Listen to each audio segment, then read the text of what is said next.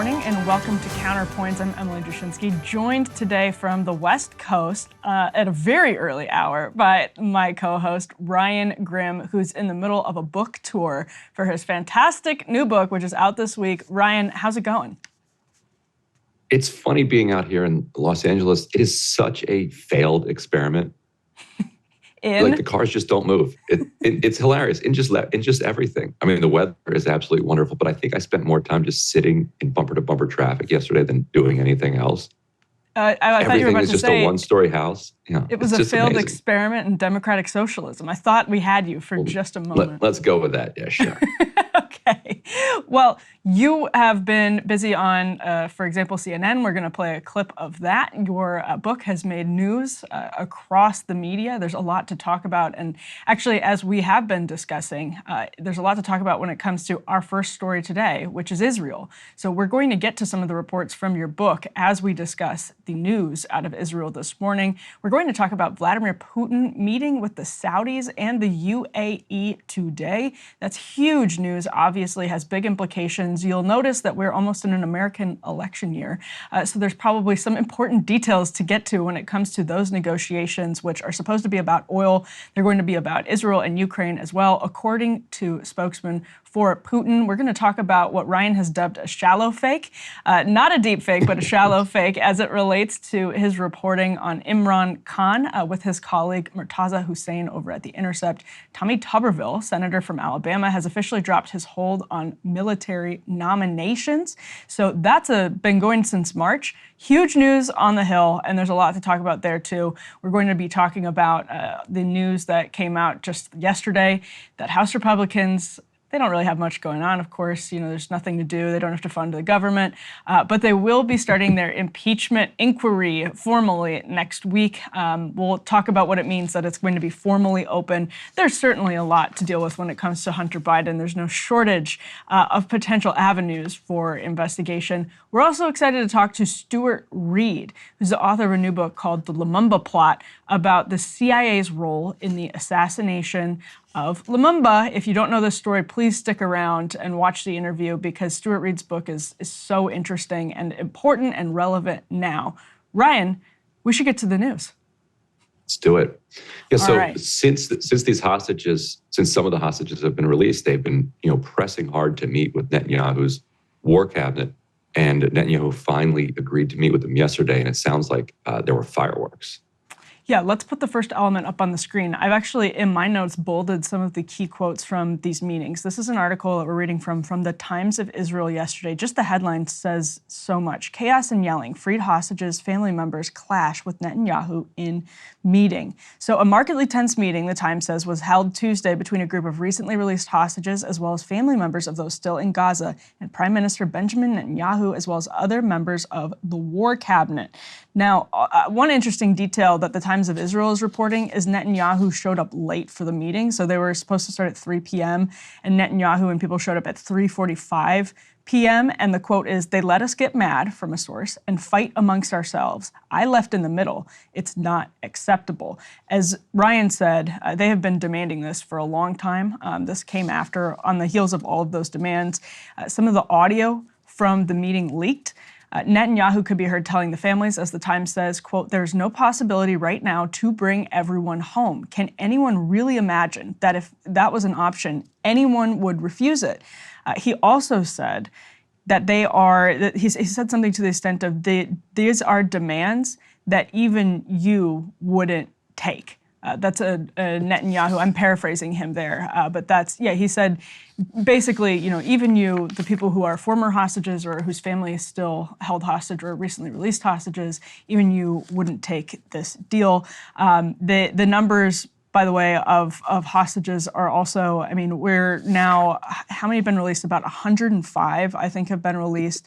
105 civilians released from Hamas captivity. That's 83 Israelis, 23 Thai nationals, and 1 Filipino. So they think right now about 138 hostages remain in Gaza, including around 20 women. One other statement I want to read before I get your thoughts on this, Ryan. This is from more of the leaked audio, and it was a recording actually aired by Channel 12. Quote, "I was there. I know how hard it is. It's hard in captivity every day. You don't know. She says, you have no idea what you're doing there. And I know the conditions they're holding the men in are worse for the women. Another one went and talked about sexual abuse. And then another said, quote, you have no idea what's even going on there at all. You claim that you have intelligence, but the fact is we were bombed. Hugely consequential meeting for Netanyahu. Don't you think, Ryan? Yeah, and I thought that in particular was quite striking. Because as the ceasefire went on, every day there would be a trickle of hostages released, and you can only imagine from the Israeli family's perspective how what that must be like. You're just holding your breath, hoping that in the next release will be some of your loved ones or all of your loved ones. And as a day goes by and your family members are not in that, then you're praying that the ceasefire goes so that there's another day. So this kind of cruel lottery can continue to unfold where you're hoping that hoping against hope that eventually that they'll be released. And those Israeli families are some of the people that I thought about first when Israel resumed the bombing, because that must have been just such a crushing blow, because that hope that the next day their family might come home is dashed by the resumption of the bombing and the end of these talks. And then to find out from these hostages that they were getting pounded by bombs the entire time, or a significant amount of the time as well, is that much more poignant. And one of the hostages told Netanyahu, Hamas slept through your airstrikes. Yes. Like they kept us awake at night. They rattled us, but they just slept through it. They mean nothing to you, which gets in then to this question of negotiations. Netanyahu hasn't said what Hamas is demanding, in exchange for this. Hamas has floated, a permanent ceasefire in exchange for release of the hostages. I suspect that he's wrong, and that the families would actually agree to that. What was your read on it? Yeah, I mean, especially because the Biden administration is now pressuring Netanyahu reportedly, saying that their target for the end of the sort of assault on Gaza is the beginning of the new year. So that's a matter of weeks. And as these numbers show, there's still a lot of hostages in Gaza. So if Netanyahu's saying that his primary goal here is, to eradicate Hamas and get back all of these hostages, and Israeli media is blanketing the airwaves with these quotes and in leaked audio. I mean, something as visceral as the leaked audio of people being unhappy with Netanyahu, questioning the strategy of their own government. Again, it gets to something. This is a point I think is excellent that you make all of the time. It's actually criticism of Netanyahu and of the Israeli government is often much more pitched in Israel from either the right or from the left than you're sort of allowed to operate within the kind of boundaries in the United States. And that's important for Netanyahu as the U.S. If the U.S., we talked about this last week, President Biden, at least from his statements, says that he's been sort of taking public stances that allow him to negotiate with Netanyahu privately. So if he is trying to end the conflict earlier than the Israeli government would like to, and you have hostages questioning the strategy and that being blanketed on Israeli media, that's obviously a huge problem for Netanyahu, who is already under a huge amount of pressure to answer questions about how the security was breached on October 7th in the first place. And he's cross-pressured, like you say, and there might be, apparently there is kind of more pressure coming from the wing of the Israeli public that wants vengeance. And Netanyahu seems to be just exploiting that anger in order to not save his political career, because he might be finished, but just extend it. He's just living to fight another day. He also, making this situation that much more bizarre, has these corruption charges hanging over his head, so that if and when he ever does leave office, he has to confront those corruption charges. And so he has this extra incentive to just do whatever he can, kind of take a step forward day by day. And the number one song, and this is just an indication into how much kind of thirst there is for vengeance right now among the Israeli public. The number one, have you seen this? The number one rap song is this like insane, like genocidal hip hop song that even by the end of the song is like calling for like Bella Hadid to get wiped out. It's like people can kind of Google it and find this song. I would suggest you can find like a rough translation of it, but it's just wild. And it's a real window into kind of the politics on the ground and what Netanyahu was dealing with as the ceasefire was going on. If you remember, Ben Gvir, I believe Smotrich as well, were both hinting like if this war doesn't resume soon, that we're going to bring the government down. You had some of his right-wing cabinet members at the very beginning saying, we have to not, what did he say? We have to not consider overmuch the life of the hostages. We have to be very brutal in our calculations here. It's unfortunate, but we're just going to have to, they will also be kind of collateral damage in this bombing campaign against Hamas, which is now picked up with a renewed ferocity.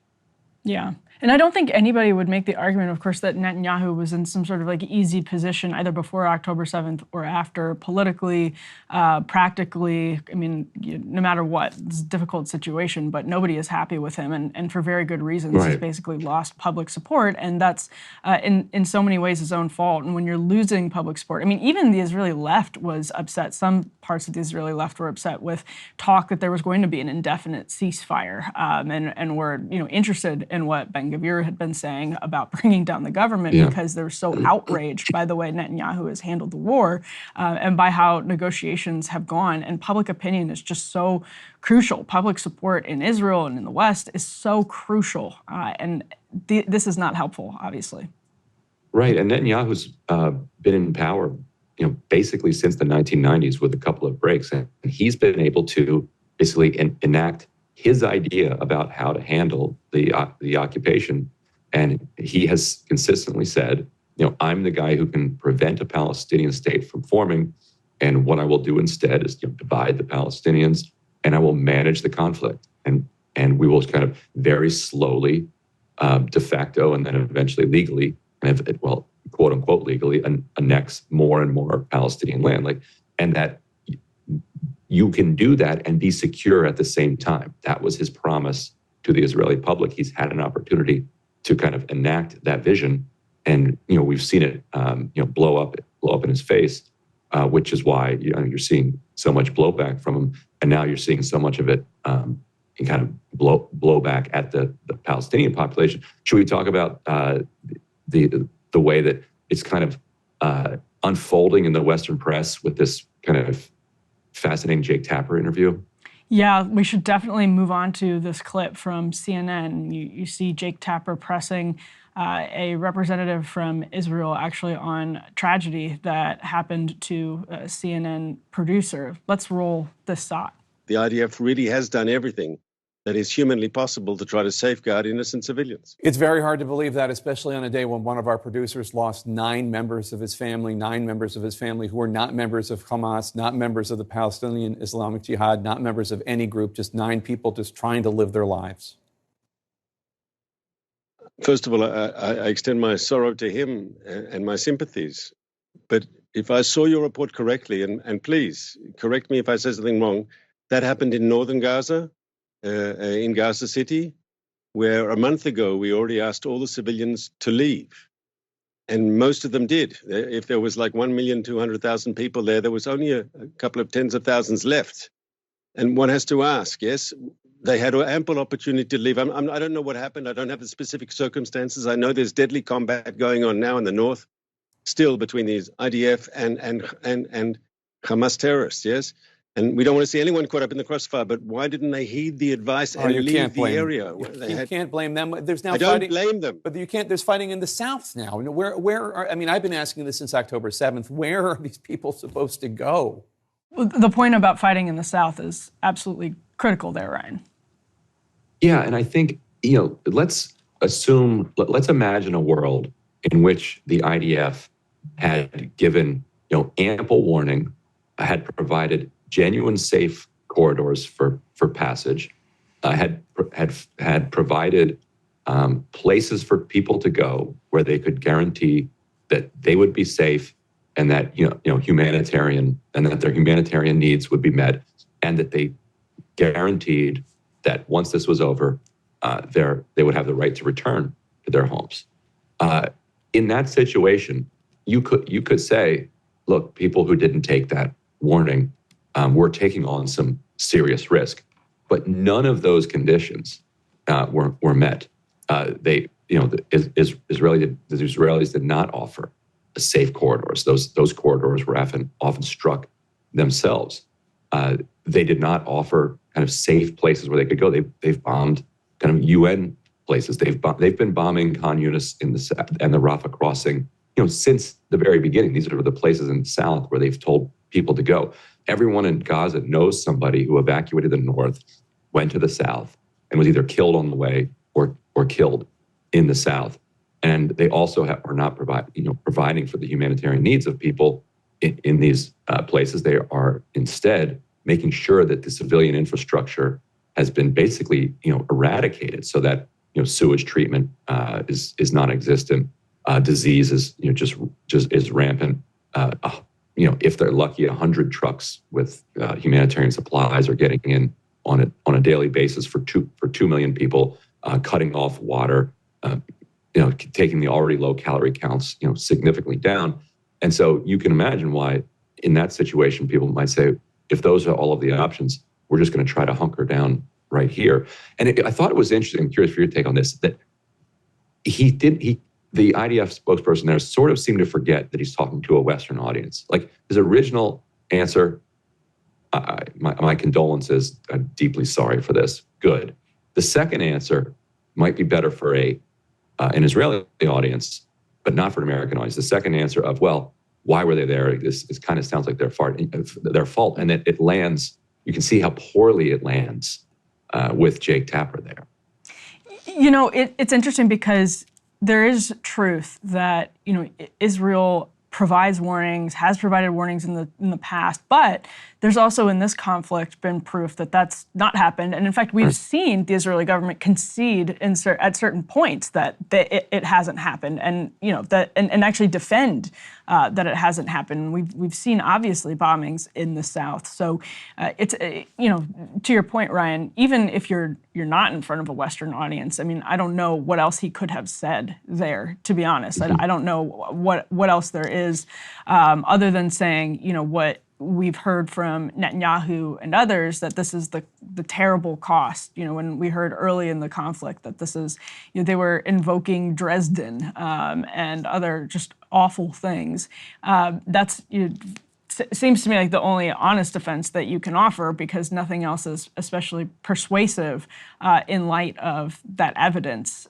We're 2 months in now. These answers are not quite cutting it in the West, that's for sure, to your point.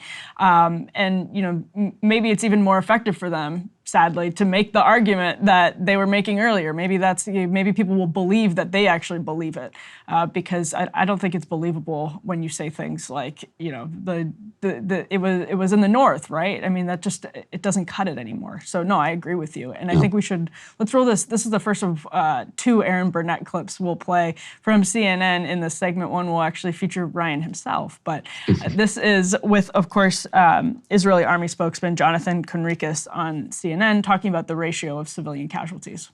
So that's 2 civilians for every terrorist. Can you confirm that? I can confirm the report, and I can say that if that is true, and I think that our numbers will be corroborated, if you compare that ratio to any other conflict in urban terrain between a military and a terrorist organization using civilians as their human shield and embedded in the civilian population, you will find that ratio is tremendously positive and perhaps unique in the world. I understand that there are civilian casualties, and I understand that footage and coverage goes towards emotions and to cover those civilian casualties. But what I want to say is that we will get those figures out, and they will be official and on record by the IDF with the name behind it. And then we will be able to say and to back up afterwards with names and numbers that we are indeed targeting the terrorists. We are not after the civilians. Okay, so what he just said was important because if you look at the New York Times, and we talked about this last week, tabulated recently the ratio, and this is from Hamas numbers, and they're using they're using UN numbers as well. And I understand people have concerns about the numbers, but women and children make up 69% of the deaths in the 2023 war, but 41% of 2021 fighting, 38% of the 2014 war, and 39% of the 08-09 war. So by these numbers, and again, I look forward to the IDF's numbers because I think it is helpful to be able to compare the data. But Ryan, to your point, these numbers could even be underestimating. There's an argument that Israel seems to imply, repeatedly implies that they're overestimating the level of death. But in some cases, there's been an argument they're actually underestimating it. So we should have numbers to compare. If we're not supposed to trust the Hamas numbers, and I understand the reasons for that argument, but then we need numbers to compare that to, because these numbers are really, really bad. These ratios, even compared with Israel's previous handling, are bad, even by their own measures. Yeah, and the Ministry of Health numbers have proven to be accurate in the past, and even Israel in past conflicts, when they've put out their numbers after a conflict, they've mostly matched what the Ministry of Health has put out. And what I would add to those is that there's also, like, if you throw in the elderly, you push that number well into the 70%. And also, as a non-combatant male, I'd like to put in a good word for non-combatant males. Like we always kind of get tossed into this bucket of potential combatants. So you'll say, well, I guess we're left with 30% of people who are Hamas. And it's like, well, we know for a fact that so far they've killed 73 journalists. A significant number of them were men, not all of them, but a significant number were. I know of, through people I've interviewed, significant numbers of men, even fighting age men, who had absolutely nothing to do with Hamas. And so once you throw them in, you're getting even further down. We can just talk about this based on kind of the Israeli figures. You heard the spokesperson there say that they're killing 2 civilians for every one Hamas fighter that they kill. Now I would take that with a grain of salt as well. If that's what they're saying publicly now, I suspect we'll find the ratio to be significantly higher. But what's so disturbing about that is that he says that, well, if you look at previous combat, we should, if you compare us to perfection, well, of course we fall short. But if you compare us to previous combat, then actually, we're doing quite well. If you compare that to October 7th, they're not doing well.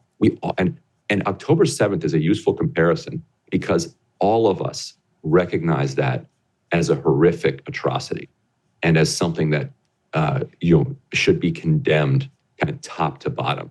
But if you look at the military to civilian casualty rates, you're looking at a roughly 2 to 1 civilian to military personnel, military or police personnel. And so if we all agree, and we do, that was a horrific atrocity and a war crime that should be prosecuted, how can the IDF then say, with roughly the same proportion, that they are actually conducting themselves in an ethical fashion? Doesn't that put them in a pretty tough bind and expose what's going on? Yeah, and it does. And, as somebody who probably disagrees with you on a lot of different aspects of this conflict, sort of on the more foundational level, my position is Hamas should release the hostages. If Israel's goal is the eradication of Hamas, and that's what's justifying the sort of continued conflict, I mean, I'm not seeing evidence that there's concrete steps that are going to be taken seriously towards that end goal. That is a kind of, in some ways, you can have a similar conversation about Ukraine. Ukraine is going to reclaim every inch of the Donbass, and until that, all of the blood will continue to be spilled. The eradication of Hamas is just an impossible goal, an understandable and important goal. But I think it's just not good enough 2 months into the conflict conflict as a sort of end while these numbers continue to stack up. And let's put the next element up on the screen. This is an estimate of a number of Hamas fighters that have been killed so far. According to a report, Israeli intelligence, their latest estimate is that they've killed around 5,300 Hamas terrorists. The New York Times reports that the estimate is there are about 30,000 Hamas terrorists embedded in the about 2.2 million person population of Gaza. So 5,300 Hamas terrorists, we don't know. That's almost impossible to confirm. At the same time, that's that will factor into those calculations, Ryan. Does that sound to you like a plausible number? I mean, who knows? There's been so much killing in Hamas that in Gaza that certainly, even just by chance, you're going to hit, a number of Hamas fighters. So, and even if the IDF spokesperson is saying, look, we think we have a 2-to-1 civilian ratio, the fact that makes them look so bad suggests that there's probably a little bit of truth to it, even if they're counting, a number of people who, they suspect were Hamas fighters who actually were not. We have another CNN clip here talking about one particularly troubling case. We can roll that now. What happened on October 7th was an absolute atrocity, was 1,000 atrocities. I think at the same time we condemn those atrocities, we have to condemn the atrocities that happen every day to Palestinians in the West Bank. You mentioned sexual violence. I was part of the human rights vetting process for arms going to Israel, and a charity called Defense of Children International Palestine drew our attention at the State Department to the sexual assault, actually the rape of a 13-year-old boy that occurred in an Israeli prison in the Moscovia in Jerusalem. We examined these allegations. We believe they were credible. We put them to the government of Israel. And you know what happened the next day? The IDF went into the DCIP offices and removed all their computers and declared them a terrorist entity. I think it is vital that atrocities not happen to anyone, not sexual violations, not any kind of gross violation of human rights. We are looking at a situation where there is so much dehumanification, where people are not seen for the value that they have. And I think that's true whether you're talking about those who are attacked on their kibbutz or those who are attacked in their homes in Gaza or in the West Bank. What we really need is to center the human beings who are at the core and who are suffering so much in this conflict. So that was Josh Paul. He's a State Department official that resigned over the sending of weapons to Israel. If you were listening to that and didn't see it on the screen, that's who he was. He was talking to Christian Amanpour. Let's put this next element up on the screen as well. This is a headline from Al Monitor that says, the growing U.S.-Israel rift over Gaza war timeline, will Netanyahu budge?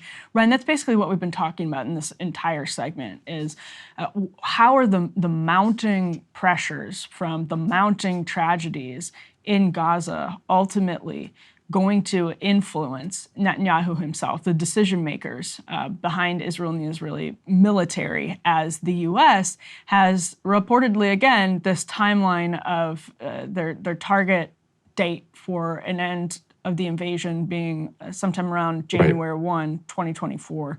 What do you make of that? Yeah, so Al Monitor's sources are saying, basically telling Israel that they have through the end of this month, to wrap up this this military campaign. But then they report, quote, this is not a deadline, but a target. During a war, target dates can shift. And so you have this combination of kind of American, either public or private rhetoric pushing in one direction, with then the immediate kind of implication that you can consider this just a suggestion. It's reminiscent a little bit of there are reports of Tony Blinken meeting, about a week ago with Israeli military officials and, the war cabinet. And they were laying out their war plans that lasted several months. And he told them, you don't have that much credit.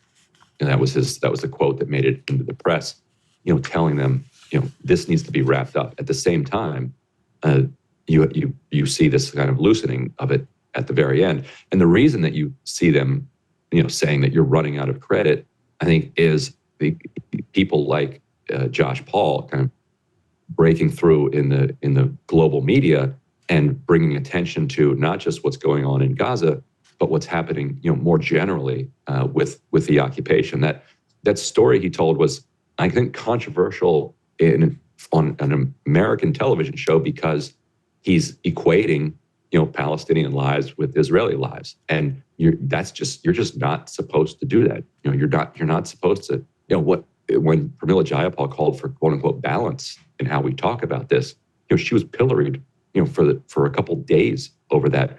But for Josh Paul to say, look, I was involved in a specific case of an allegation, a credible allegation of the rape of a 13-year-old boy, which should make a lot of people pause and be like, well, wait a minute. Why was there a 13-year-old boy in prison to begin with? And then he follows up with, when they alerted the Israeli authorities, they, thank you for the tip. We appreciate that. And they raid the offices of the human rights organization, seize their computers, and designate them as a terrorist organization. Like that's the kind of thing, I think, that is drying up Israeli credit. On the other hand, it doesn't seem like Israel cares that much at this moment, what the White House says, as long as what the White House says doesn't translate into them actually doing anything. Yeah, I mean, just the amount of representatives that they send into American media every day, and Western media in general every day, tells me that they are conscious of how important American public opinion is to their continued support. Although at the same time, you're right, Ryan, American public opinion could go in one direction, and the Biden administration could still be doing a lot to help behind the scenes while saying something maybe that is more appealing to the American public in public forums. So I do think that's interesting, and I think Israeli civilians aren't going to be served and protected by an extended conflict either. I think that's really important. Again, from the perspective of somebody maybe on the other side, is that the Israeli civilians before October 7th and after October 7th, I think we all agree the security situation is not ideal. It's far from ideal. There was no resolution to it before October 7th on October 6th, and the security situation has only worsened. And so with the end goal of eradicating Hamas and no, I would say, plausible, viable plan as to what would fill that vacuum if this impossible end was actually achieved, and what will fill the vacuum, after it is partially achieved, I don't think we have confidence or can have confidence that Israeli civilians are going to be much safer after let's say that January 1 target is hit. Yeah, no, I think that's exactly right. Yeah. Well, Ryan, you were talking about a lot of this because your book is out this week on CNN. So you joined Aaron Burnett, and we have a clip of your appearance on Aaron Burnett's show on CNN last night. And yours too. Yeah. That's right. They caught me reading your texts. I was actually reading your notes because you were reading from quotes. But I did joke on Twitter that I was reading Ryan's text from the CIA. Here is Ryan's appearance on CNN. Here is part of his exchange with journalist Ryan Grimm. Members of the squad have tweeted out from the river to the sea. But the answer, I'd allow him to say it, but I wouldn't sit there quietly. I'd point out that you are calling for, once again, the extermination of millions of Jews. As I'm sure you know, though, in Likud's platform, it says, from the river to the sea, there will only be Israeli sovereignty. Are they suggesting genocide of all Palestinians? Of course not. Exactly. So if they're not, why is the other suggesting genocide? Because that's what Hamas supports. We've had Defense Minister Gallant. We will eliminate everything. An IDF spokesperson. Our focus is on damage, not on precision. Another former Knesset member. There is one and only solution, which is to completely destroy Gaza before invading it. I mean destruction, like what happened in Dresden and Hiroshima, without nuclear weapons. Would you join us in condemning that as well? So I condemn nothing that the Israeli government is doing. I stand with the people of Israel. Talk to me about that moment. What did that say to you when you were sitting there having that exchange with him? I thought at least he would condemn some of the things that the Israeli government had already condemned.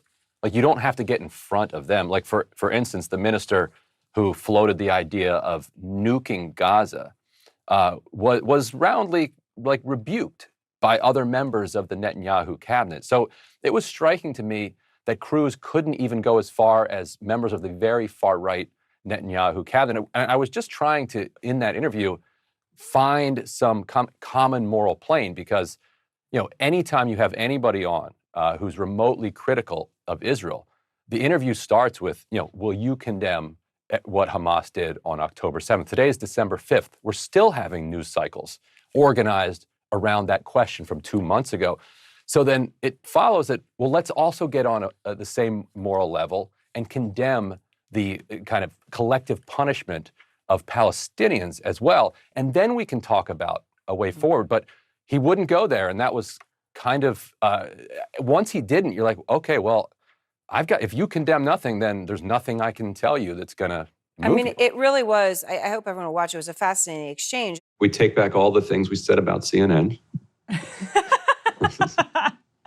Well, I actually think it's fairly interesting to me that they ran a huge chunk of the clip in that exchange, because I think one of the benefits of that exchange, as we talked about last week, was having some time to let these discussions breathe a little bit, and having, on the other hand, so point B is that Ted Cruz sitting down with somebody who's sort of openly an ideological opponent, not a lawmaker, not an elected official, and not a hack, but like somebody who's actually going to engage on the issue. And so I think it's actually really heartening that people watched that and came away with this was really sort of insightful. It's the advantage of a longer interview too, right? Cable is they do it to themselves. Like there's no federal law that says they have to keep every segment to like 2.5 or 3 minutes, but they are have conditioned themselves to believe that the public won't be able to kind of keep up with anything more than that. But if you do that, then right, you can't kind of draw out the more interesting takeaways from conversations like I condemn absolutely nothing, and up to and including things that even Netanyahu's cabinet would condemn. And that goes to what we were talking about earlier, this stark difference between how this conversation unfolds here in the United States and how it unfolds over in the Israeli media, where because there is so much more kind of lust for revenge after October 7th there, that the Israeli government is much more open about what it's doing. They don't want to sugarcoat anything that they're doing in Gaza, because if they sugarcoat it, then the public will, and some of the kind of the cabinet will demand, no, we want more than that. And there's enormous sensitivity, obviously, as there is in Israel, but in the United States, about anti-Semitism and about there's this sort of Western anti-Semitism as opposed to sort of radical Islamic anti-Semitism. And so we have these standards that create sort of an impossible condition for discourse on this particular issue. And I do think it's unfortunate the extent to which people are afraid. For example, when you read what you read, as we just watched again, that people feel as though they have no flexibility to kind of honestly reckon with some serious points there. And there are, we could have gone much longer in that interview, and I think we both wanted to. But yeah, I thought that was the best part of the interview, the most helpful part of the exchange. I want to also put this element on the screen from HuffPost because it's more reporting from your book. And the book, you've mentioned this before, is so timely. It turned out to be so timely because it ended up, as you were digging into kind of the evolution of the squad, so much of it is sort of revolving around AIPAC and around the question of Israel. So this is the headline. Top pro-Israel group offered Ocasio-Cortez $100,000 of campaign cash per new book. Ryan, you also reported this week that I think you said like the Murdoch empire had just utterly twisted parts of the book in an effort to make Alexandria Ocasio-Cortez and the squad in general and sort of the green agenda look foolish. I was really like, I shouldn't say surprised, but taken aback by, I think, how egregious the coverage of things from your book has been. Daniel Marin's article is not among them. He is reporting, based on your report, that AIPAC actually reached out to Ocasio-Cortez with, quote, a whole lot more than an olive branch. Right, yeah. So if we've talked earlier about that that 2018 interview that she did with Margaret Carlson on the firing line is like 3 weeks after she won her primary. She'd been nailing every single interview. And then she gets hit with questions about Israel-Palestine. And I actually rewatched it on with Hassan Piker on his stream yesterday. We kind of went down memory lane on that interview, and her answers are actually fine for the most part. Her problem is she starts to visibly betray a kind of lack of confidence that she's getting these questions right. And by the end, she just taps out and says, look, I'm not an expert on this. We didn't talk about this much at my Bronx, dinner table. I'm going to talk to more people about this. Let me step away from this question because, I'm dying inside here. That's basically what you can see on her face as she's getting asked about her use of the phrase, quote, occupation of Palestine or equating of, Palestinian lives being taken by the IDF with, protesters getting shot in Puerto Rico or protesters getting shot in Ferguson, Missouri. Carlson seems to really object to this equating of Palestinian lives and American lives because the Middle Eastern dynamics are so different. And so she just kind of taps out at the very end. And so what I report in the book is that about a week later, when she and Bernie are in Kansas campaigning for a candidate out there, her Corbin Trent, her communications director, gets a call and says, "Hey, we saw the interview. I'm with AIPAC. I've already bundled together a good $100,000 to start the conversation with AOC. We can help to educate her to make sure that she doesn't have another faceplant interview like this again." And it was for her and her team a real window into kind of how Washington works, and that if you were a normal member of Congress who had just won a primary and had not instantly become, bizarrely and uniquely this kind of global celebrity, which comes with it all this campaign cash, you'd be like, oh, $100,000? I desperately need $100,000, and also I need talking points on this issue because I didn't run on this question. I don't want it to become a huge political liability. She was in a position where she could and did say thanks but no thanks. She was happy to meet with groups on all sides, but didn't want to kind of get hooked in with this first offer of $100,000 with the pledge that there was lots more behind it. Instead, you're now seeing tens of millions and potentially up to $100 million being spent against the squad in the next cycle to kind of wipe them out as a political entity. And tell us about how your book was covered by, I believe it was the Daily Mail and the New York Post. And Daily Mail, I'd forgotten for some reason. Daily Mail is not Murdoch owned, but it's part of that right-wing ecosystem. It's been kind of surreal to watch. Basically, they got some early copies of the book and took quotes by people who were quoted in the book, attributed them to me, and then kind of elevated. Like, for instance, there was one where one person for Sunrise said that one element of the Green New Deal rollout was a cluster, and instead of quoting that person, they attribute to me, and they say that I report in the book that the entire Green New Deal was a giant cluster, and that the whole thing was just wild to watch. It's because like that. None of these things are in the book. I didn't say these things at all.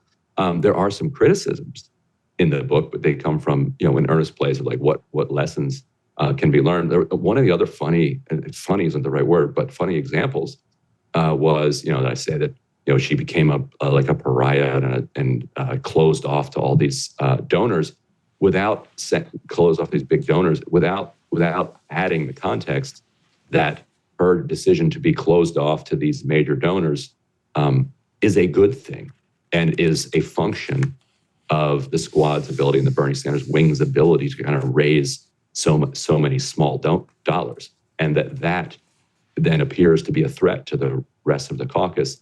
And they kind of flip that on its head into whatever weird cynical kind of framing they put on top of it. So yeah, it's I've obviously seen that the kind of Murdoch empire do that for years, but it was kind of surreal to like be in the middle of it, and probably for you too, since you actually had read the book and you read these pieces, and you're like, no, that's not right. That's not. I mean, yeah, I think someone probably read it really quickly and just kind of ran with the vibe. Yeah, they're like, this will click. Yeah, let's just slap this up, and then the next thing you know, it's like just absolutely everywhere in conservative media. It's like bizarre, just utterly bizarre. Ryan Grim, conservative media darling. Yeah. All right, let's move on to the Middle East and Vladimir Putin's trip to the Middle East. Vladimir Putin actually just landed in the UAE a couple of hours ago as we're speaking here. Now, remember, the Sheikh of the UAE, Sheikh Mohammed bin Zayed, actually was the one who sort of positioned himself to negotiate the release of Brittany Griner. So there's so many interesting dynamics. Putin is going later today to Saudi Arabia. According to Russian government spokesman, they're going to be talking about the war in Ukraine. They're going to be talking about the war in Gaza. And of course, they're going to be talking about oil production. So in Saudi Arabia in particular, we can put the element up on the screen. While the kingdom has made a voluntary oil production cut of 1 million barrels a day, the New York Times reports, Russia has contributed smaller cuts to its exports, but not its production, despite Saudi attempts to convince Russian officials to take more action. Another important thing here, Putin is actually on Thursday in Moscow hosting the Iranian president. And Putin himself has not traveled beyond China, Iran, and some former Soviet states, actually, since he first invaded Ukraine back in February 2022. So he's doing UAE, Saudi Arabia in one day, and then hosting Iran in Moscow the next day, and set to negotiate over oil. Actually, a pro-Russian government daily paper, as the New York Times notes, reported on Tuesday that Russia would not oppose conducting talks with Ukraine in a European country like Hungary. So with these sort of three fronts, talking about Ukraine, talking about Israel and Gaza, and talking about oil, Ryan, you've made some really interesting points about a Trump-Biden matchup in 2024 and oil in particular, when you have the Saudi royal family very close to Jared Kushner and very close to the Trumps. What could potentially happen on that front when you talk about how the American election could potentially affect the conflicts and U.S. support, military support for the Ukrainian military and Ukrainian government, and for the Israeli military and the Israeli government? That's all on the line in the next year, which we are rapidly careening towards. So pretty interesting timing for this trip. Yeah, and exactly. When Trump was president, he twice publicly, browbeat Mohammed bin Salman of Saudi Arabia to manipulate gas prices for electoral purposes. First in 2018, he wanted gas prices down for those midterms, and then in 2020, the collapse of gas prices was threatened to create its own economic crisis by triggering all kinds of weird defaults. If you remember, there was a time where oil was selling at below $0 a barrel, and that can cause mayhem in markets. And so he urged MBS to kind of pull back on production to kind of rescue, and did it every time. As Biden has pushed MBS, he's had much less success. The reporting and the analysis that I've seen is pretty strongly indicative of the fact that MBS would love to see Republicans come back in office. Saudi Arabia has become more aligned with Republicans. There's been some reporting that Putin thinks that he might be able to get a better deal with Trump than with Biden. So you do have this interesting situation where the elections are so organized around gas prices sometimes that you end up kind of outsourcing power over moving the needle of our electoral dial to people like MBZ, MBS, Putin, etc. And also, I can confirm out here in Los Angeles, they want $6 a gallon for gas. I thought they were making that up. I'm like, there's no way. Blame Gavin Newsom. No, Gavin Newsom, incredible. Blame Ryan Grimm's green agenda. The grim green agenda. That's true. Yeah, failed state out here. Tell you what. Seriously. But actually, in the vacuum of what's perceived as U.S. leadership, other countries have started trying to negotiate sort of peace deals in Ukraine and in the Middle East, which has been kind of fascinating to watch because we really haven't seen that seriously in a matter of years, perhaps a matter of decades, really. And Business Insider's headline about the Putin trip is that he, quote, seeks to humiliate Biden by showing him that attempts to isolate Russia have failed. I mean, I don't know that that's his primary goal, but that is definitely, I think, probably an intended outcome from Vladimir Putin in this case, that he hasn't traveled outside of Russia, Iran, China since the invasion. And now that there's another hot conflict, two hot conflicts that the U.S. is waging almost as proxy wars, obviously as a proxy war in Ukraine and arguably as a proxy war in Israel and in Gaza. And precisely, by the way, with this axis of evil formulation, we've heard this from Netanyahu, we've heard this from other people about the alliance between Russia, Iran, and China, and then Iran's relationship with Hamas and Hezbollah. That's sort of been precisely the justification for U.S. involvement and for a broad Western sort of brick of support in this region. And this is in some ways bolstering those sort of claims. But on the other hand, if you have the Saudis squeezed between Trump and Biden and Putin, I mean, these dynamics are just so, it's a very fragile ecosystem. I mean, a very fragile ecosystem.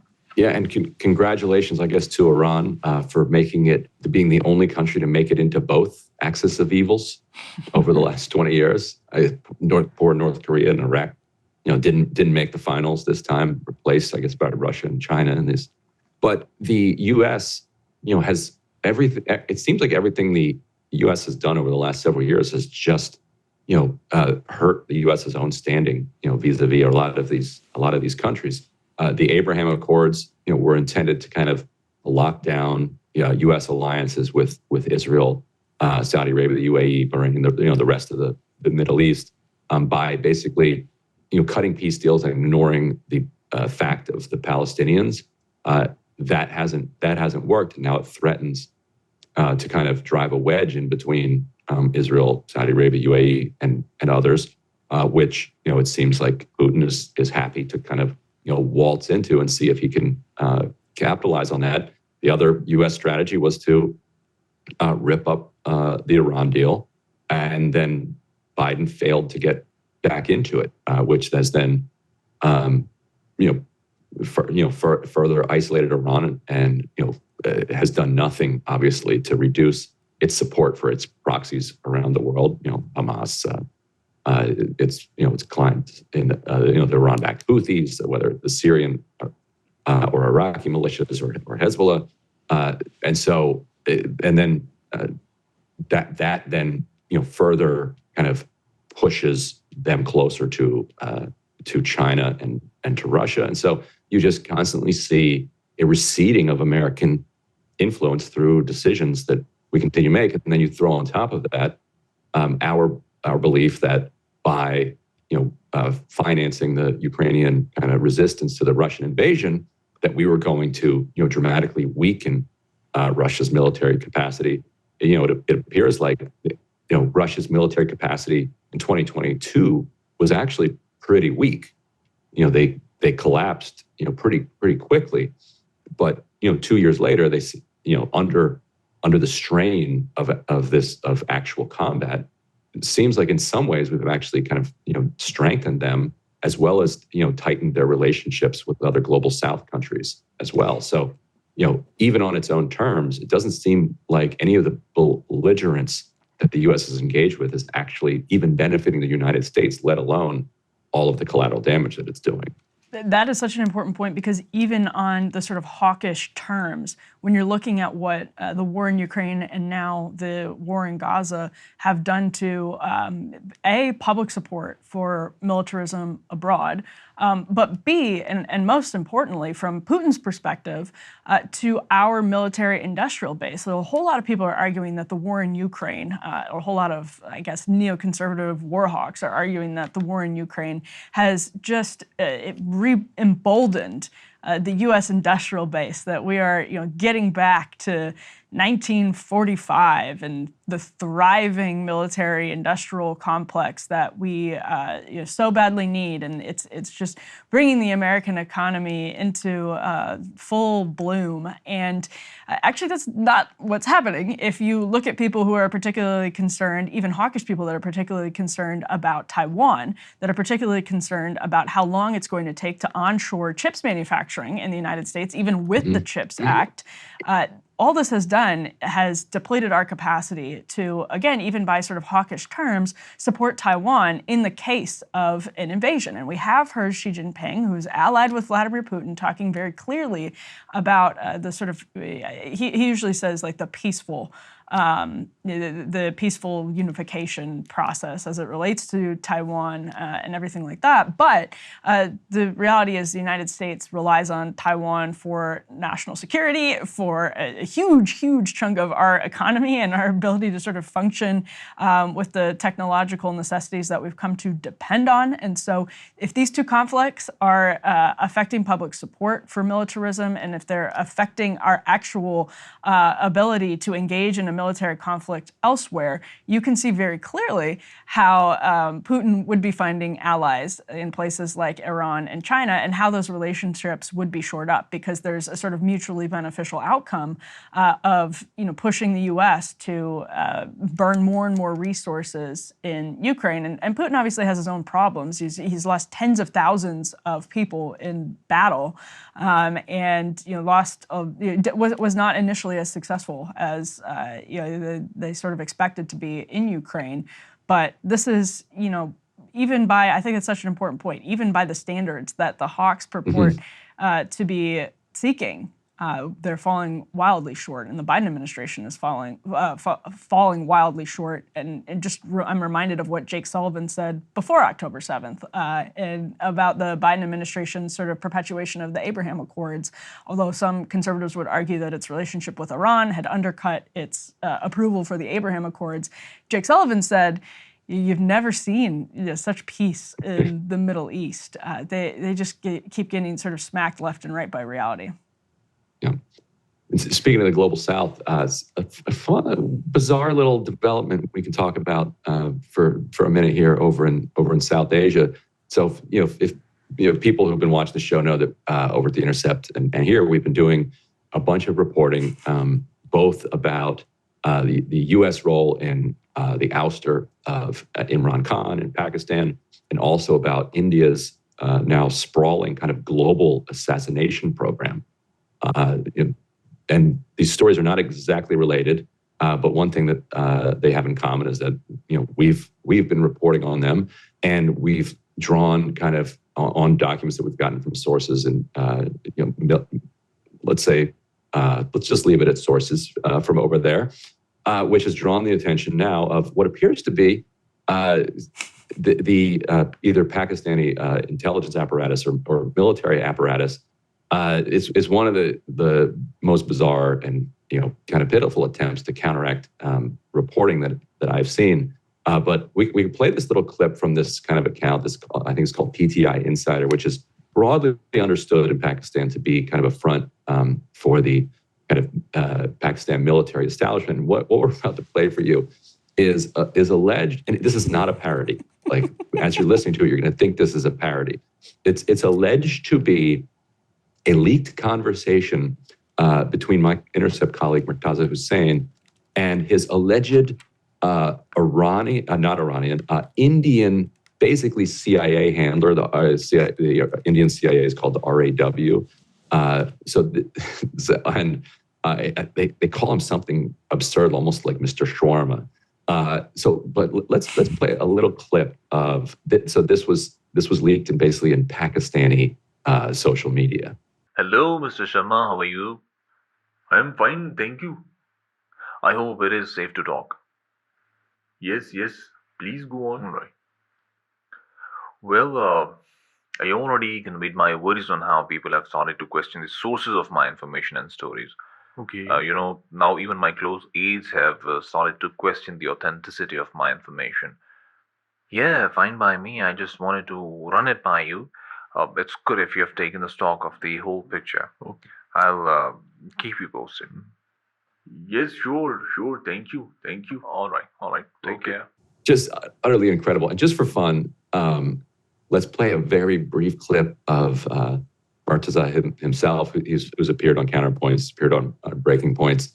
Let's do some voice analysis here. Let's see how effective they were at creating this fake. Well, it's a very curious relationship because in many ways, Saudi Arabia is dependent on U.S. security guarantees.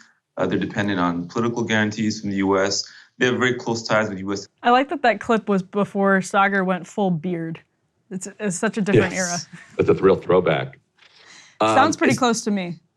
What's so wild is that in the era of AI, I think you could probably do a pretty convincing one if you even tried. Because, he hosts the podcast Intercepted. There's no shortage of his voice out there on the internet that they could input into some AI and then spit out. It just seems like they don't even care. I think that's what I was going to ask you. Do they even care? I mean, it's just so flagrantly bad.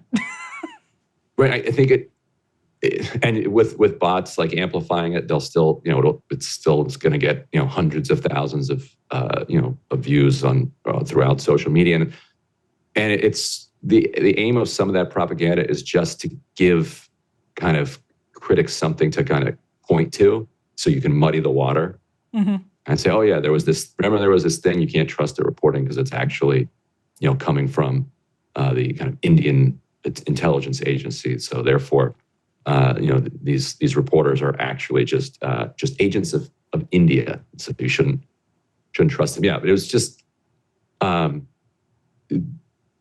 so that experience coupled with the kind of Murdoch empire, reading and distorting the book. It's like this is a weird world that we're kind of stepping into in this kind of post whatever truth environment we're in.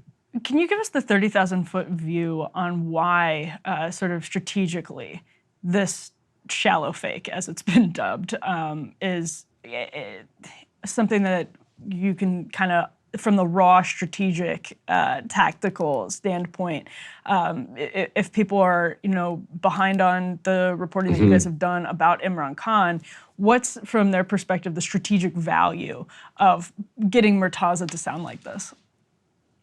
Yeah. So, first of all, people have to understand that Pakistan and India have this absolutely intense rivalry. That in Pakistani internal documents, they refer to RAW constantly as hostile nation intelligence agency. They won't even kind of name the country. They just call it hostile nation. That's kind of how much hostility there is. And so if anything that you can kind of taint in the public with Indian influence, they hope then the public is going to dismiss. There's an election that's going to be happening in Pakistan, which Imran Khan so far is not being able to participate in. He's in prison facing completely trumped up charges, and so the U.S. has been saying out loud that Pakistan needs to allow free and fair elections and that everybody should be able to participate, but they aren't pressuring Pakistan to require the most popular politician in Pakistan, who is Imran Khan, to be on the ballot at this. And I think that there's a lot of concern in Pakistan about the reporting that we've done, because it has exposed the role of the Pakistani military and the Pakistani military establishment in collusion with the United States in helping to push him out of happened to push him out of office, related to his refusal to give full-throated support to Ukraine and to the U.S.'s effort to arm the Ukrainians. In the wake of his ouster, Pakistan has become a critical supplier of artillery shells for Ukraine. You've also seen how Israel ramping up its demand for artillery shells, and so there aren't a whole lot of places where all of this kind of these low-grade munitions can be made, and so Pakistan's kind of democracy became something that could be sacrificed at the altar of the production of these artillery shells. Another good reason to stick around for the last block of the show today, which is an interview with author Stuart Reid on the Lumumba plot, his new book, because these things continue to be relevant. Yes, right. And it's a very good point, because Lumumba was, we'll talk to Stuart about this, in the CIA crosshairs for basically being neutral, same as Imran Khan, not necessarily for siding against the United States, but not being full-throated in support. Yes. Interesting how little changes. Many such cases. Absolutely. Let's move back to the United States here to talk about a very big development yesterday, which is that since March, Alabama Republican Senator Tommy Tuberville has been holding up hundreds of military nominations because the Pentagon insists on a policy, a post-Dobbs decision policy, that pays for employees, mostly in blue states, to travel to get abortions. Republicans, I think, have a pretty good case arguing that that's illegal because there's obviously a ban on taxpayer funding of abortions, but the Pentagon can say it's not funding for abortions, it's funding for the travel. So you can sort of get into the legal weeds on that question, but Tommy Tuberville, as negotiations for funding the government and end of year scramble to meet all of these deadlines is coming up, Tommy Tuberville agreed yesterday to drop most of the holds, but not all of the holds. Let's put this up on the screen. This is from The Hill. You see right there the headline, Tuberville releasing holds on hundreds of military promotions. If I were writing this headline for even for a sort of centrist or purportedly neutral publication, I think it's really, really important to note, and I would probably put it in the headline, as The Hill writes, quote, a hold will remain in place for the roughly 10 nominations for 4-star generals and officers. So yes, it's true that hundreds of other promotions are now going to move really quickly through the Senate. But to have 10 4-star nominations continue to be held up actually is still a very big deal, because that continues to put pressure in some of the highest stake decisions and approvals over this Pentagon policy. And I want to put the next element up on the screen. This is a story from one of my colleagues at The Federalist. This is our headline. Don't blame Tuberville for dropping his Pentagon abortion protest. Blame his feckless GOP colleagues. And why this is interesting is my colleague Sean Fleetwood has some more reporting on the intra-party dynamics that never really showed up in the kind of neutral corporate media. As Sean mentions, Tuberville actually had enough votes to include a provision nuking the Pentagon's illegal abortion policy, as Sean puts it, in the 2024 NDAA. Chuck Schumer, however, gutted that provision before the measure could be considered by the upper chamber. So word got to Schumer. If you talk to sources with knowledge of the situation, word gets to Schumer is the assumption, and he says, we're not voting on this. So Tuberville does everything to get the votes to say if Joe Biden and the Pentagon are not going to withdraw this policy on their own, we're actually going to pass it through Congress, and we're going to get Democrat support for it, because there is this provision against prohibition on taxpayer funding for abortion, and he had that. But Chuck Schumer outmaneuvered him, because obviously Democrats control the Senate and the White House, and they wanted to actually move something through the Rules Committee. He had a resolution he was going to pass the Rules Committee that, if it was approved by 60 senators, would have, as Sean puts it, effectively allowed their parties to circumvent Tuberville's protest and permit the Pentagon's policy to go unchallenged. And the worry there from even the staunchest pro-life anti-abortion senators was that is setting a terrifying precedent for how the Senate would operate in the future.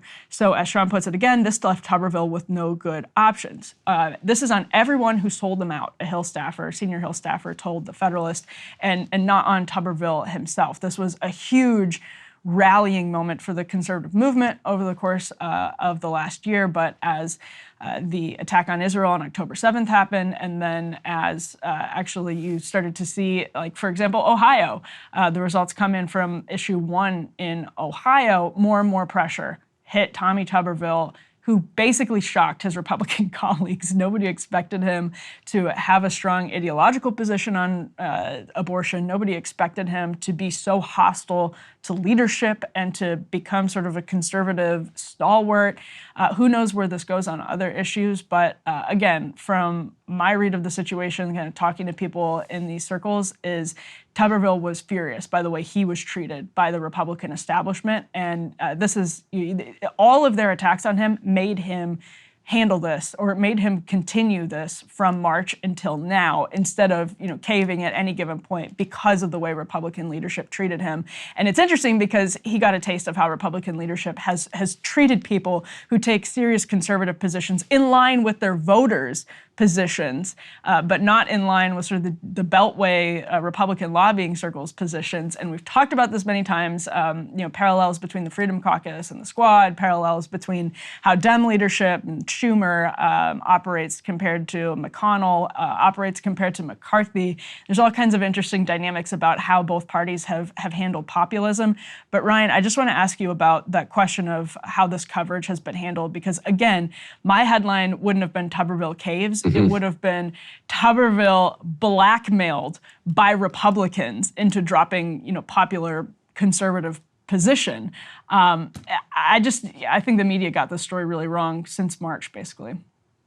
And so people understand kind of the Senate kind of dynamics and rules here. If what an individual senator can do is you put a hold on a nominee, and the Senate can override that. If you have 60 votes, you can override a hold, but that takes almost a week of floor time to do that. And so, as you saw, there were hundreds, eventually thousands, kind of nominations. The guy, wants to become a captain or been appointed a colonel.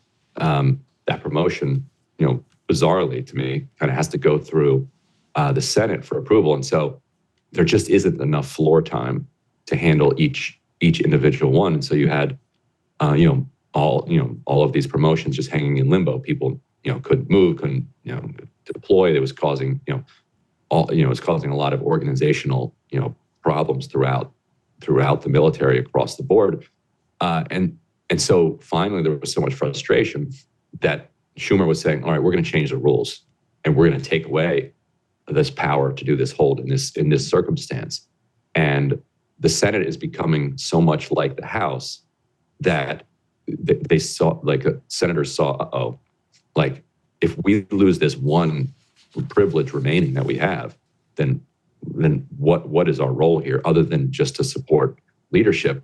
And so just so I understand, your reporting is that Tuberville had 60 votes to kind of overturn the Pentagon's abortion policy, so that you would have had almost 10 or more Democrats willing to go along. And why, the Democratic caucus is pretty pro-choice at this point. Why do you think that they were willing to go along with it, just to end the blockade of all of these nominations? Yeah, I think it's exactly that. It gives them a talking point to say that they worked to end the blockade and to, bolster national security. And then on the other hand, taxpayer funding of abortion is, I think there's a pretty good argument that the policy was illegal to begin with, but B, not super popular across the board. Right. So their constituents, I think that's a pretty easy sell for their constituents, especially if they can wrap it in the packaging that they helped, secure military readiness, which is another really interesting point, by the way, because the corporate media has unsurprisingly run with the Pentagon's narrative and the Biden administration's narrative. And it's been interesting to see the confluence of the sort of pro-choice left and Defense Department, Pentagon talking point here, which is that it is absolutely essential to national security. They won't tell you how many times the policy has been used over the course of the last couple of years, but they do say that it's absolutely essential to national security to have this policy, and that Tommy Tuberville his hold has severely damaged military readiness. And the corporate press has really run with that line in a way to kind of make Tommy Tuberville look like a rube. To like this Alabama redneck cares more about your religious fanaticism than he does about the military. So there are all kinds of like interesting cross sections here. But why that's interesting is if military readiness was really on the line, this is a policy that probably affects maybe at most like a couple dozen people a year. You know that the Pentagon would have dropped the policy immediately if military readiness were actually like really a big concern here. What this is about is them not wanting to get smacked around by Republicans. They have had that relationship on lock for decades, and what they don't want is to give into what they think of as the crazy wing of the Republican Party. It's just as simple as that. And from their perspective, understandable strategy, because they thought if they gave in, that they would be vulnerable to cuts to Ukraine, to cuts to all kinds of different things, their powers, surveillance powers, et cetera, et cetera. I think, Ryan, at least that's what ultimately their fear was. There's also an interesting political realignment going on within the officer class of the military, which I don't know if it played into this or not, but I think it's useful context.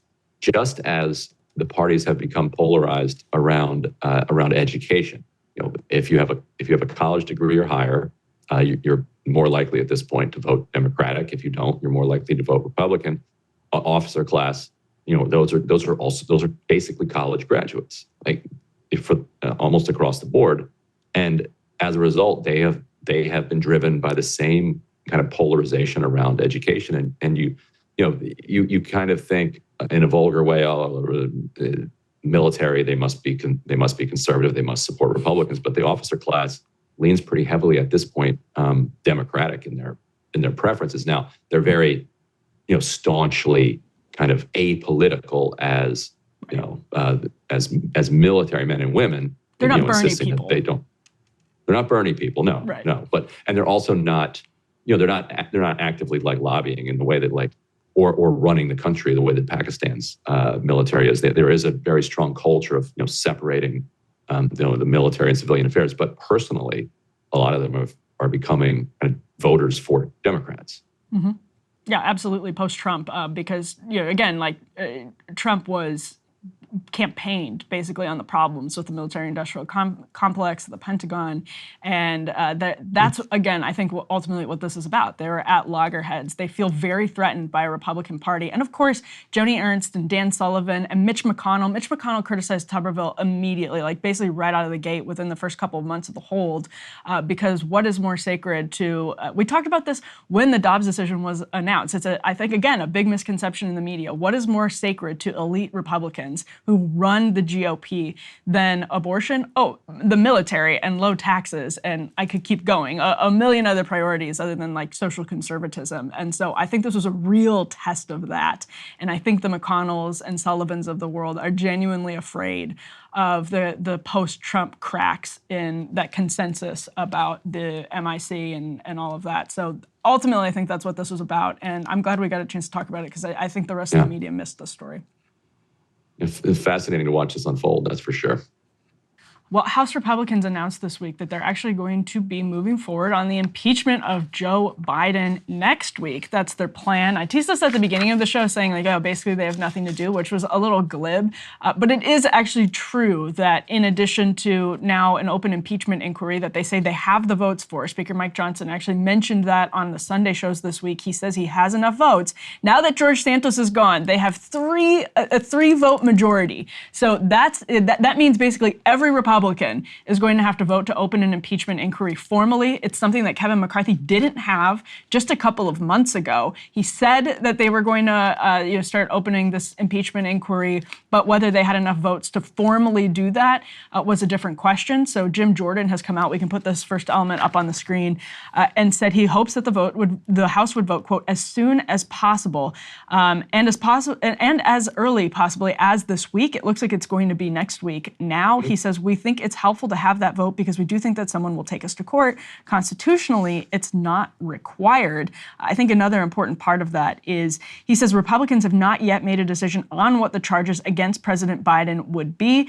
as NPR puts it. Jordan said he still wants to talk to roughly 10 people over the course of 6 to 7 weeks, and those witnesses would include Hunter Biden, James Biden, Frank Biden, and some of their business associates, probably just James Biden, and also following up on the whistleblower claims that there was slow walking of this at the DOJ and potentially at the IRS as well.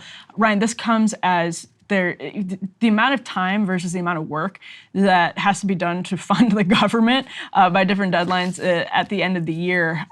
Republicans, I don't think Republican leadership is super eager to have to deal with this, but also maybe they also think, like McCarthy did just a couple of months ago, this will make it easier for their voters to sort of swallow the pill of potentially bad deals on end-of-year funding. I don't know.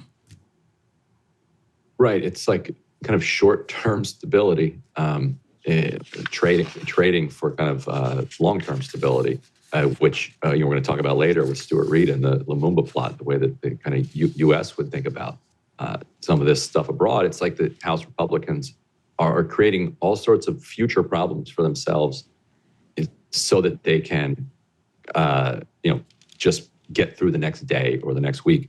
But this comes after Kevin McCarthy kind of just announced that he was going to do an impeachment inquiry, didn't put it onto the floor in the way that you're supposed to. Said it's an impeachment inquiry, so therefore we have the official powers of impeachment.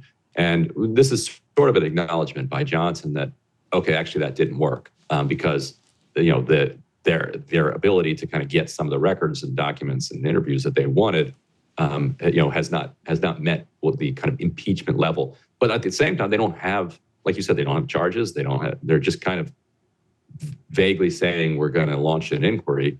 In the past, in order to vote to impeach, you actually had to have some, pretty significant evidence. Now they're saying we're going to vote to launch this impeachment inquiry to go find the evidence, and that's a new thing, and probably undermines kind of the potency in general of impeachment, which is mostly, it seems like at this point, drained of any of its power. It's just a partisan tool at this time to feed to, whichever base is upset that its agenda is not being enacted. So at least we can impeach the guy.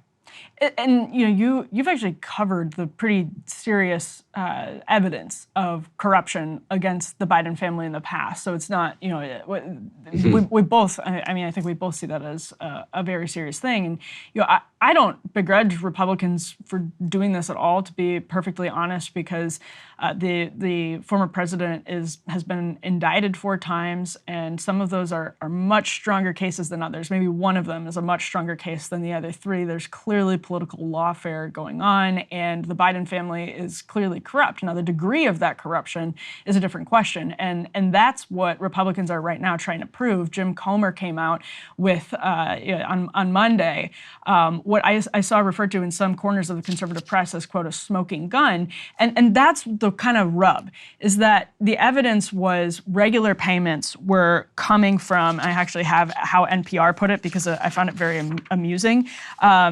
House Oversight Chairman Jim Comer posted a video on social media on Monday laying out allegations, including reporting that bank records the panel has indicate that Hunter Biden set up an account that sent monthly payments to his father in 2018. And then NPR goes on to say, but press reports indicate that the payments were related to Hunter repaying personal loans from his father. It looks like it was a truck, that these were payments about like a Ford Raptor. And NPR saying, oh, but it was just a personal loan, when we know at the time from records that Hunter Biden is flush with cash from business deals in China, specifically China at that time, and around the world, and saying that none of this could have anything to do, but it's just personal. I thought that sort of hand-waving from NPR was like incredibly unhelpful, and sort of exactly why Republicans are saying, screw it, if the media is going to dismiss all of this and is going to, sort of do the Biden family's bidding by being dismissive of what does appear to be serious influence peddling, all while saying that Donald Trump was a influence peddling on behalf of the Russians for years in daily news cycles, you can understand, on both levels, A, the level of like, there's probably corruption here, or there was definitely corruption here, and B, the media is not talking about it. I don't think the sort of Democrats do themselves, if they want to, kind of get the country back to some semblance of normalcy and defeat the scourge of right populism, they're not doing any favors by pretending none of this is serious. And so to try to keep up with this stuff, so whose truck was it? Is it like, who was driving the truck? Is this Hunter's truck? Hunter's, yeah, it was Hunter's truck. and he's paying. But if Hunter's paying for the truck and Hunter's driving the truck, well, why is I must be missing something, because why is that a payment to Joe Biden or it's about, are they saying that they arranged like a payoff through a fake loan, or like is that the well, yes, yeah, so I trying to keep up with the the problem Hunter is that gate.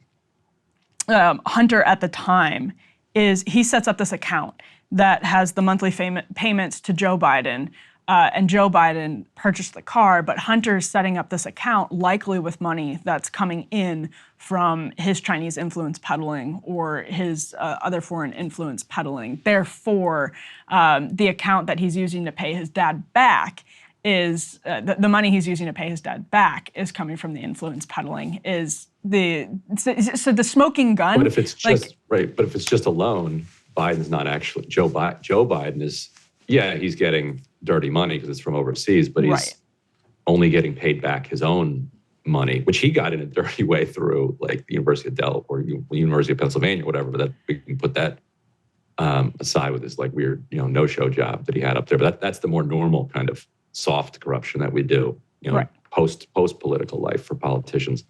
So I think they've got to have a higher bar for their smoking guns. Exactly. Yeah, I think that's exactly right. And that's where, again, that's the rub. The media's doing a terrible job. I think Democrats are ignoring some of this at their peril, but then there's a serious risk for overreach. And obviously impeachment, opening a formal impeachment inquiry at a very, very busy time in Congress when government funding is on the line and Republicans always get blamed for that. It's an easy political football for sure for Democrats. There's no question about it. They claim that witnesses aren't cooperating, and that's what Jim Jordan is saying. If the witnesses aren't cooperating, you need to have a formal impeachment inquiry open in order to sort of force legally cooperation or to have a stronger hand at forcing cooperation legally. And I think there's some real merit to that, but just an interesting development to add, and an interesting part of the negotiations for funding the government too, because I do really think Republicans know if they don't do this and they they give their constituents a hard pill to swallow going into 2024 with a potential government funding deal that relates to Ukraine, that relates to maybe the Pentagon and all of that, at least they'll have this to cling to, I guess. Yeah. At the same time, if they shut the government down while they're also seen to be focusing on this, it's going to make them look pretty silly. But so up next, though, we've got Stuart Reid talking about his new book, The Lumumba Plot. Excellent book. Emily, thank you for suggesting we have him on. Let's move to Stuart next. Well, Ryan and I both are excited to be joined this morning by author Stuart Reid, who is out with a new book called The Lumumba Plot. We can put it up on the screen here, The Secret History of the CIA and a Cold War Assassination. Fantastic book. Stuart, thank you so much for joining us this morning on Counterpoints. Thanks for having me. Of course. We actually teased this segment a little bit in a block that we did about Ryan's reporting on Imran Khan and how U.S. has manipulated situations in other countries for our preferred outcomes in a kind of proxy sense. But maybe if we could just stay at 30,000 feet as we start this conversation. Before we began, you answered a question from Ryan that you spent about 6 years of your life on this book. So you're very intimately familiar with the Lumumba Plot, obviously. But for those who aren't, could you just give a brief overview of what the Lumumba Plot is, what happened to Lumumba, and what your reporting tells us about how the U.S. sanctioned the operation? Sure. So Patrice Lumumba was the first prime minister of the country now known as the Democratic Republic of the Congo. When it became independent from Belgium in 1960, he was at the helm as prime minister. And immediately there was a crisis in the country where there was a mutiny, a province seceded, total chaos. And so Lumumba eventually, after knocking on the door of the Americans for help, turns to the Soviets and asks for military aid to help put his country back together. And in the context of the Cold War, this was seen as an unforgivable sin. And so that's when the CIA set in motion this bizarre assassination plot involving poisons that were flown to the Congo that the CIA station chief was supposed to put in the food or toothpaste of Lumumba. That poisoning plot ended up not coming to fruition, but the CIA was involved in a different way. It helped overthrow Lumumba. It helped support the man, Joseph Mobutu, later known as Mobutu Sese Seko, who took power in a military coup and replaced Lumumba. And then, crucially, when Lumumba was sent to his death in January 1961, the CIA station chief on the ground essentially gave a green light for that operation. And on January 17th, 1961, Lumumba was shot dead in the breakaway province of Katanga, executed by a Congolese firing squad commanded by Belgian officers who were answering to the secessionist leaders of that province. But the CIA played a key role in greenlighting Lumumba's transfer to a place where everyone knew he was going to die. Yeah, and it came after excruciating torture that you detail. And one of the things that struck me about the book was just kind of how little I knew about Patrice Lumumba going into it. Up until practically just before he becomes prime minister, almost, he's an apolitical guy. He is a beer salesman, like one of the most popular beer salesmen in the city, who then kind of actually recruits Mobutu into the push for independence. Mobutu was a journalist who didn't want to become involved in politics, and obviously that it's such a poignant detail that he would have recruited his friend into politics. Then his friend eventually helps usher his own assassination. Can you talk a little bit about who Lumumba was and why Congo would be in a situation where so many people who were not that involved in politics would come to the forefront as soon as kind of this rapid independence unfolds? Yeah, so rapid is the key word there. The Belgians did basically no preparation for independence at all. In 1955, there was a Belgian academic who released a plan called the 30-year Plan for the Independence of the Belgian Congo. The idea being that by 1985, Congo would finally be ready for independence. He almost lost his job because this was seen as way too fast and aggressive a plan. Events intervened, and then suddenly in the beginning of 1960, the Belgians realized they had to offload their colony, that this was not a sustainable enterprise. So what that meant is that you got the politicians in power after independence had no experience being politicians because political activity was outlawed before independence. So Lumumba is, as you mentioned, a beer salesman. He had been a postal clerk working for the colonial administration. And it was in Leopoldville, the capital of the Congo, as a beer salesman that he really dove into politics headfirst and co-founded a political party, the National Congolese Movement. And then in parliamentary elections held in the spring of 1960, his party won the most votes. And that's why he was asked to form a government and become prime minister. And I mean, the key thing about Lumumba that distinguished him was that he was incredibly charismatic. Even his bitterest foes recognized that he really had a way with words. He was also a skilled political organizer, and he was peddling a message that was appealing, which is that the Congo had to be strong, united, and independent, truly independent after independence. Yeah, and this is a key point because, as we saw with, Arbans in Guatemala or Sukarno in Indonesia, there's this argument, especially coming from the Dulles kind of faction of U.S. foreign policy makers, that these were Soviet satellite states, that, you can't distinguish between a Lumumba and a Castro. Do it at your own peril, essentially. But ideologically, Stuart, there are huge distinctions. And in fact, the hostility from the U.S. May have pushed people kind of closer to the arms of the Soviets, where they may not have ever wanted to go, and in fact definitely didn't want to go. What's the kind of ideological approach that Lumumba was taking to that kind of broader world conflict that certainly wasn't on the minds of his constituents in DRC on a kind of daily basis, but also the sort of question of global communism, or what in an industrial society the right way to run a government is? One of the things that struck me in my research was how pro-American Lumumba was. So, for instance, he spoke of sending Congolese children to American schools, not Russian schools. He signed a multi-billion-dollar deal with an American entrepreneur to hand over his country's mineral and hydroelectric resources to an American. And when he traveled to Washington, D.C., in July 1960, he even called on the U.S. government to send American troops to the Congo. So none of that would suggest any sort of pro-Soviet orientation. It was only after he got rebuffed by the Americans for help that he, as you said, was driven into the arms of the Soviets and asked for military help.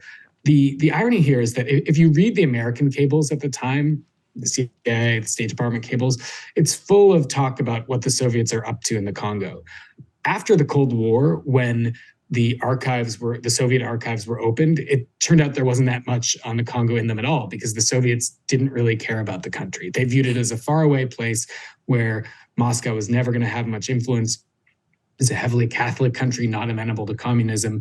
And in 1960, the Soviet Union was not particularly powerful and didn't have a great ability to project power far abroad. Yet, from the American perspective, they saw Soviet ghosts everywhere. And this is one of the great tragedies of the story, I think, is that Lumumba was fundamentally misread by Washington, and they couldn't understand that he, in fact, wanted to stay neutral in the Cold War and simply wanted help putting his country back together and having his government and country survive. Yeah, you see so many cases of that around the world where the U.S. firmly believed that the Soviets were, orchestrating, gigantic, insurgencies or political plots within a country, acted on those suspicions by, assassinating people or otherwise taking action, and then only to find out later that either the Soviets were actually, encouraging people, like in Indonesia, not to engage in any type of violence or revolution, saying the conditions weren't right for it, or like you said, just completely ignoring it, like with no sense from the Soviets that they had any entry into Congo. You write at one point that Kasavubu, who was kind of the more radical revolutionary, was at least a little bit more interesting to the Soviets, but even in that case, there wasn't much they could do. And Lumumba winds up as this such a tragic figure because he seemed to really believe the rhetoric that was coming, from the United States about democracy and self-determination, and from the United Nations. And you've got these moments where kind of he's reaching out to the United Nations, saying, it's basically like calling the manager, like, hey, here are the values that the world says it upholds. I share those values. I'm trying to implement those values here in Congo. What's going on? Why am I being ousted? So can you talk a little bit about the role of the UN and how this unfolded? Yeah. So at the height of the crisis, Lumumba desperately calls on the United Nations for help, and the UN orchestrates this massive peacekeeping operation in the Congo. And really a remarkably fast operation. In a matter of days, there are thousands of troops on the ground in Congo, and the UN has never done anything like this before. It's supervised ceasefires and truces, but not been responsible for restoring order to an entire country. Dag Hammarskjöld is the Secretary General of the UN at the time. He responds with alacrity and sets up this peacekeeping mission.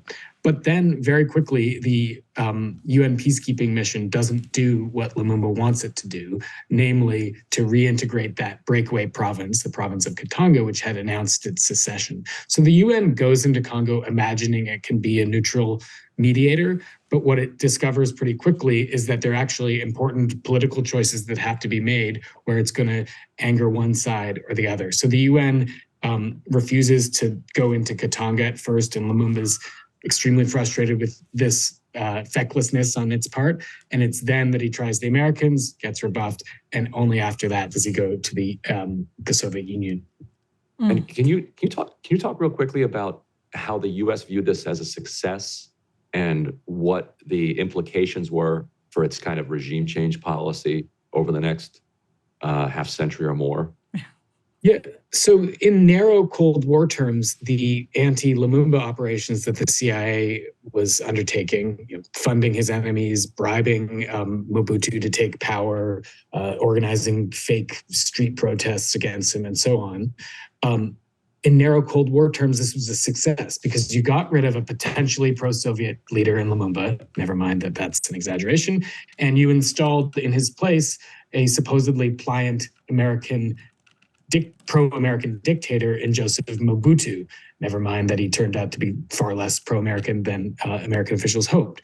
So by that sense, it worked. If you broaden the scope even just a little bit to include, for instance, the plight of the Congolese people, it becomes a failure. You have Mobutu in power for 30 plus years, nourished by American aid nearly to the very end, ran the country into the ground, extraordinarily kleptocratic, repressive, and so on. And his regime's implosion kicked off a massive civil war that killed millions. And also, I would argue you didn't even need to get rid of Lumumba to have a country that was not communist and not pro-Soviet. There's no world in which Lumumba was about to, after having thrown off the Belgian colonial yoke, was going to turn around and allow his country to be dominated by the Soviets. Yet within the CIA, this was viewed as a success. Larry Devlin, the CIA station chief, got promoted for his work in the Congo. He won at least one award for it. And then throughout the rest of the Cold War, as you know, there's this pattern of yet more instances where the CIA is intervening on behalf of a friendly tyrant and against the wishes of the democratic impulse of the broader population. So this was not something that was invented in Congo, but I would argue it was really perfected and most shown as a success, quote unquote, in Congo in 1960 and 1961, and would be a pattern that would continue throughout the rest of the Cold War and arguably to this day. Yeah, and if people are watching the show out of order, they should go check out the block we did on Imran Khan, because to that point, to this day, there are still sort of strategic approaches that in some ways mirror this. Maybe not exactly, but in some ways. Stuart, do you actually have thoughts on that before we wrap as to how this, you do see that sort of creeping, that mentality continue to sort of privately as we get reporting, but also in some ways it's almost a public stance of the U.S. government in certain cases that this is a mentality that makes sense? I mean, take the case of Africa today. If you look at U.S. policy on the continent, it's very much security heavy, counterterrorism focused. There's still this idea that the goal should be stability above all else and short-term stability above long-term stability. So you see across the Sahel, for instance, America having sort of supported the building up the military institutions in various countries at the expense of civil institutions. So there's that tendency that continues. I think the broader lesson of 1960 and 1961 in the Congo is the danger of paranoia, and that Americans were obsessed with what the Soviets were seemingly up to and invented all sorts of apparitions in their head. And so the lesson is that your geopolitical rival is often not 10 feet tall, perfectly competent. And today you see a lot of hyperventilation about what China and Russia are up to in Africa. But if you actually sort of look at the facts and what's really happening, it becomes less alarming. If you like books like Devil's Chessboard and Chaos, you will like the Lumumba Plot. Make sure to pick up a copy. I'm sure, Stuart, it makes a great holiday gift as well. Stuart Reid, author of the Lumumba Plot. Thank you so much for joining us. Thanks for having me. This is fun. Absolutely. We'll be back with more right after this.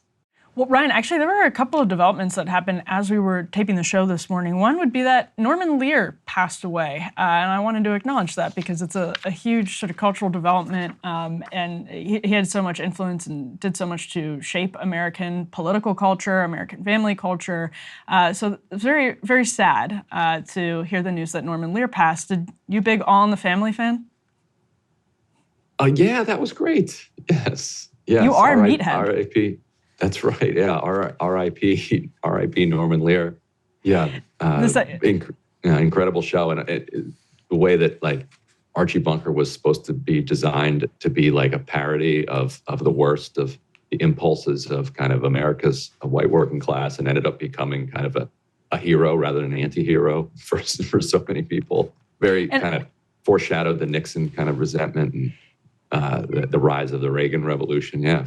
Yeah, sort of a hero, but also, while people still laughed at his politics and people still laughed at his ignorance, but found the empathy. You've found the capacity to sort of empathize with him in the sort of changing world and understand where he was coming from, while at the same time laughing at the ignorance in sort of a way that was like, whoa, this is not okay, which is sort of interesting. Yeah, and that might be one that our younger viewers are just not familiar with, and I would encourage them, just dive into YouTube. I'm sure you can find a bunch of those clips. Search All in the Family.